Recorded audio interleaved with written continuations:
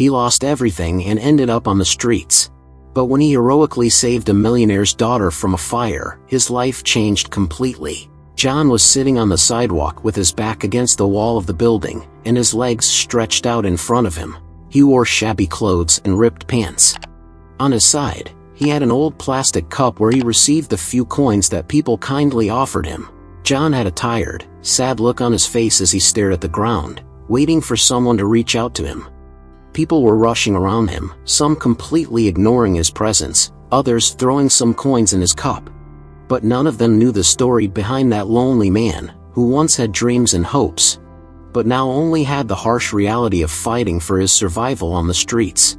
John used to be a well-respected bricklayer in town. He worked hard to support his family, his wife Charlotte, and young daughter Emma. John was very fond of them, and always did everything in his power to provide a comfortable and happy life for both of them. However, his life changed dramatically when he was called up to serve in the war on Iraq in 2003. He was sent to a conflict zone near Baghdad, where he went to combat, along with his squad. Suddenly, an explosion occurred very close to them. The impact of the explosion threw him violently to the ground, and John felt a sharp pain in his right shoulder. He tried to get up but he couldn't move his arm and the pain intensified. His companions helped him to his feet and took him back to safety. Later, when he was examined by a military doctor, it was discovered that he had suffered a fractured shoulder and a torn muscle, which would require emergency surgery to repair that wound. The procedure wasn't easy, as there wasn't so much equipment for doctors to perform a surgery of that size. They did their best with what they had. After the surgery, John went through a long period of rehabilitation, but unfortunately, he never fully recovered from his injury. The shoulder injury ended up limiting the former soldier's ability to perform demanding physical activities, as well as using heavy tools, carrying materials, and even his own weapon. This caused him to be sent back to the United States. When he walked through the front door, he was immediately greeted by Charlotte and Emma, who hugged him tightly. "Love, you're finally back. How are you?" Charlotte asked, concerned. "I'm fine, just a little tired. It's been a long journey back home," replied John, smiling at his wife. Emma, their little daughter, was beaming with her father's presence. She pulled him at his shirt sleeve and said, "Daddy, I drew you something. Check it out." John bent down and picked up the drawing she handed him.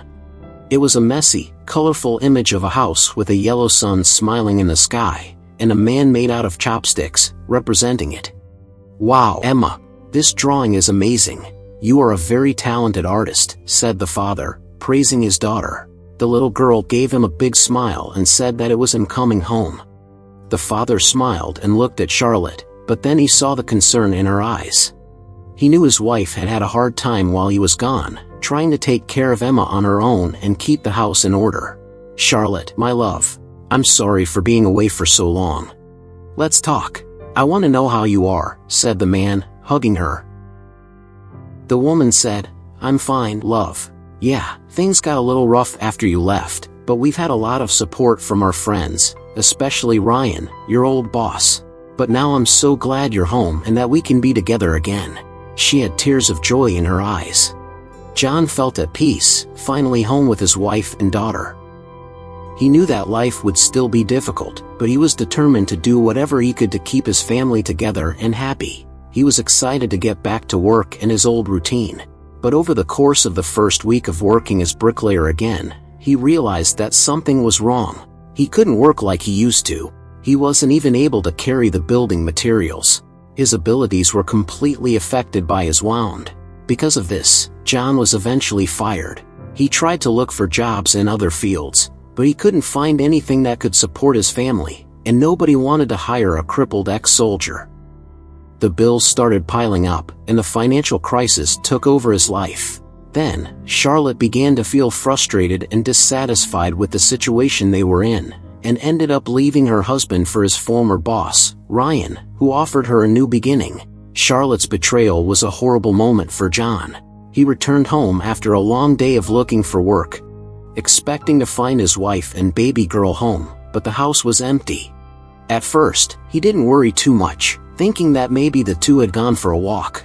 However, hours passed, and there was still no sign of them. He tried calling, but it just went to voicemail. When he finally managed to get in touch with Charlotte hours later, the wife broke the devastating news.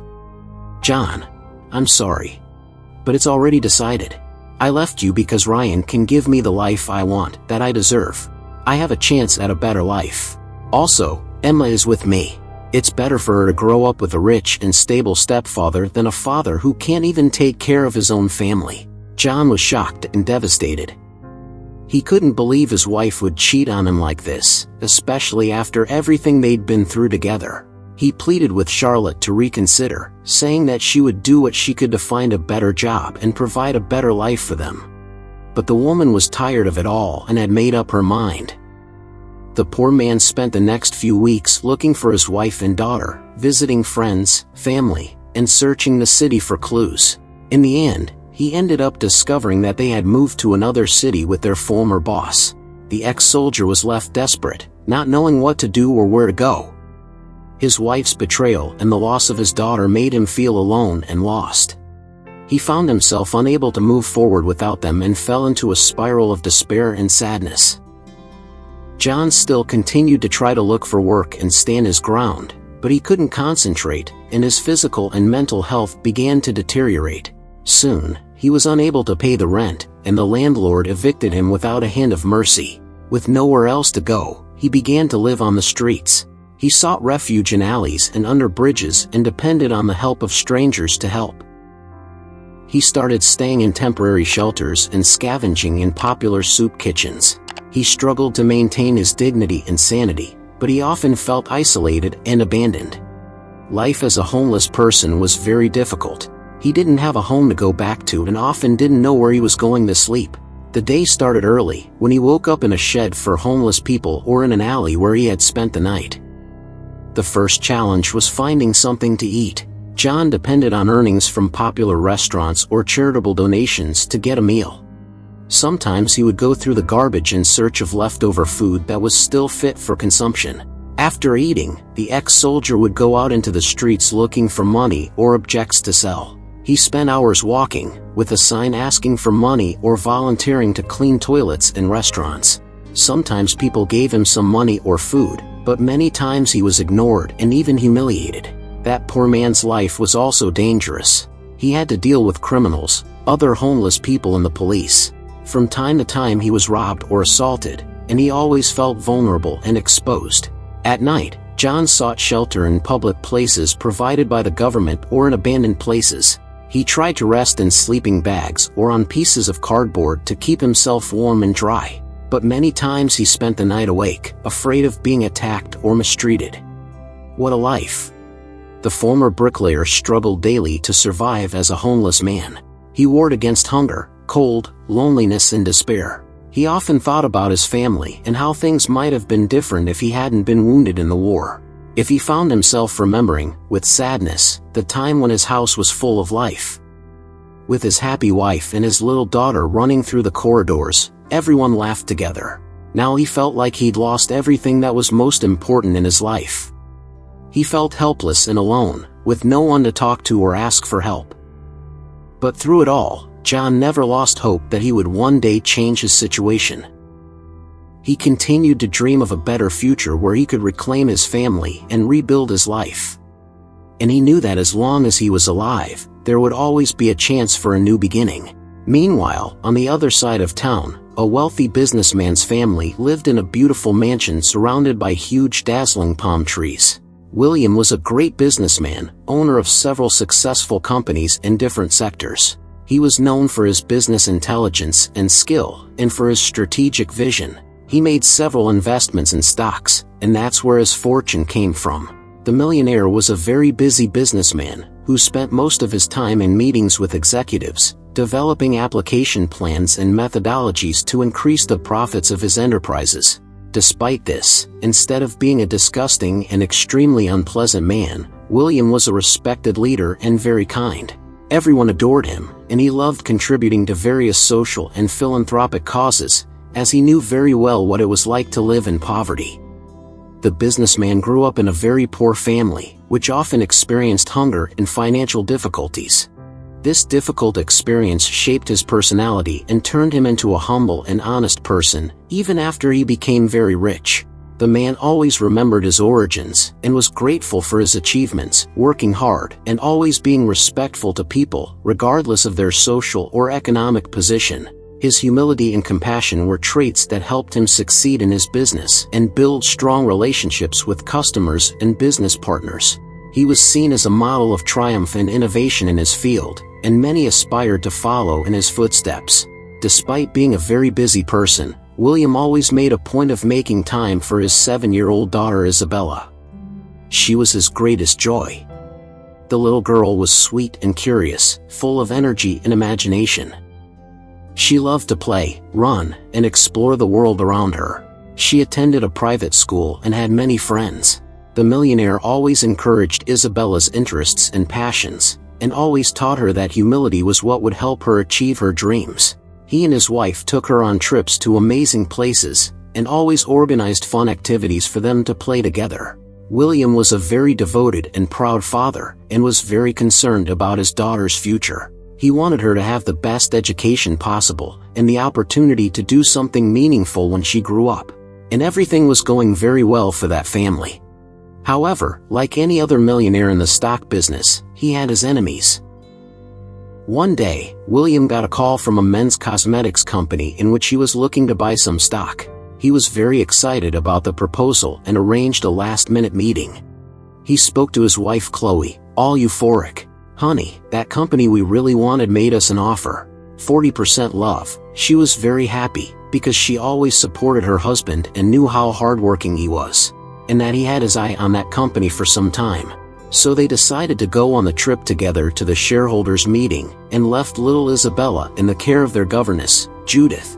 William and Chloe said goodbye to their daughter, and could hardly imagine that this might be the last time they would see each other again. So they left excitedly. They had the meeting and closed the purchase of 40% of the shares of the cosmetics company. William was so happy, but that excitement soon ended when he called home, and no one answered. He and his wife were worried and kept calling, but no one answered. It was then that a neighbor of the couple contacted them and told them the worst news that those poor parents could receive. "Will, get back home now. Your house is on fire and the firemen are trying to get ESA and the governess out. Come home quickly." The man was paralyzed, completely unresponsive. He could barely explain what had happened to his wife. So the two immediately went home, their hearts pounding with worry and despair, already imagining the worst. Meanwhile, John, the homeless man, was wandering through the streets, asking for money or food. That day had not been a good day. It had been almost 2 days since his last meal, and he was very tired of living like that. He had been homeless for months now, almost a year, and every day was a struggle. He couldn't take it anymore. He was on the verge of giving up on everything. That day, he was very humiliated by mean people who kept bothering him. They spat in his face when he went to ask for some food and water, and he was almost attacked by a dog. He missed his little girl very much, and was sure that at that point, he would never see her again. So, wandering around thoughtfully, he ended up in a more secluded and luxurious neighborhood. That's when he saw smoke coming out of a big, beautiful house and realized there was a turmoil there. He quickly ran to see what was going on, and noticed that the house was swallowed by flames. When he went to ask someone how that fire had started, William and Chloe arrived home and found the place surrounded by firefighters, police vehicles, and ambulances, in addition to several curious neighbors. "My God!" cried William. "Where's my daughter, sir?" he asked one of the firefighters. "We, unfortunately, are trying to contain the fire, sir, but it's likely that no one survived there. The house is unstable, you can't get in there," he said. The fireman, he and his wife, Chloe, who was breaking down in tears, plead with all their might for them to go in and save their daughter. However, firefighters said it was too dangerous. It was then that they heard a huge explosion. It was one of the gas pipes in the kitchen that had just burst. Everyone was very scared when the window shattered on the floor, but they were even more astonished when they heard, "Help! Help! My daughter is still there," the mother cried, falling to her knees, disconsolate. It turns out that the little girl was fast asleep when some men, sent by probably an enemy of William's, arrived and started the fire. Flames began to spread through the house, and she woke to the governess's screams. When she opened her bedroom door, she was terrified. The fire quickly invaded her room, and the girl started screaming and crying. She tried to escape, but the flames and smoke trapped her in a corner of the room. It was then that, without even thinking twice, the former soldier simply ran towards the mansion. Everyone was stunned. The firefighters were screaming, trying to stop him. They even ran after him to stop him, but he kept running and jumped over the flames, entering the house. "Hey kid, where are you?" shouted John, coughing. He looked in every corner he could get past without getting burned, but everything was in chaos. Tiles falling, furniture on fire, everything destroyed. He kept yelling for the little girl until she heard him and said, "I'm here." John found her scared and confused. He took her in his arms and against all odds ran away from that fire. Before leaving, he found the governess lying under some rubble, but unfortunately it was too late. He then ran out of the mansion with the girl in his arms. Everyone outside was euphoric and apprehensive. William and Chloe's eyes widened every time something fell apart. There was complete silence. Until, "Oh my God!" they all shouted, bursting into tears when they saw that homeless man with the little girl in his arms coming out of the fire. Nobody believed it, but it was a real miracle. The little girl's parents ran and hugged her crying non-stop. John watched that scene and for a moment he got emotional remembering his family. He turned to leave, but then the millionaire yelled, "Hey wait!" He wanted to reward John in every way possible. William said he would pay him a large sum, but the homeless man refused and said, "I only did it because it was the right thing to do." "But why did you risk your life?" asked the embarrassed businessman. "I had nothing left to lose, but you have the most precious thing in this world, your family." William was very moved by the honesty of that needy man, and he insisted that he ask for whatever he wanted as a reward. As he insisted, then John asked for a job. "It could be anything, I'll do anything." William briefly told his story to the rich man, who was impressed with the life of that poor man. So, with a grateful heart for saving his daughter, William made him head of the finance department of his company, and told him he would have all the training he needed to do his job. John couldn't believe it, and thanked him on his knees. In addition, the entrepreneur decided to create a non-profit organization to help people like John get back on their feet and find a new path in their lives. After a while, John, now successful, went back to looking for his family, and Charlotte nearly fell over when she found out about his new situation. She wanted to get back with him, but the man rejected her for having betrayed him, and abandoned him when he needed her most. He only kept in touch with his daughter, Emma. The former soldier became known for his story, and became a symbol of hope and courage for those who were struggling, trying to find their place in the world. Thank you for watching this video, and if you enjoyed this story, don't forget to like and subscribe for more.